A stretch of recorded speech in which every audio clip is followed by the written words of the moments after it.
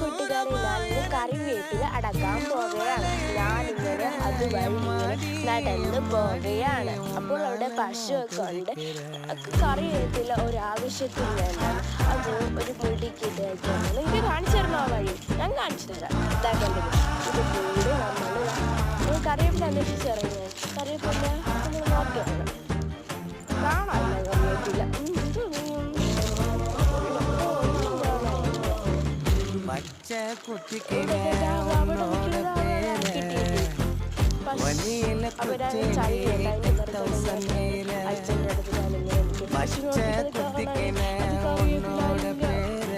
കാണോ ഈ സ്ഥലം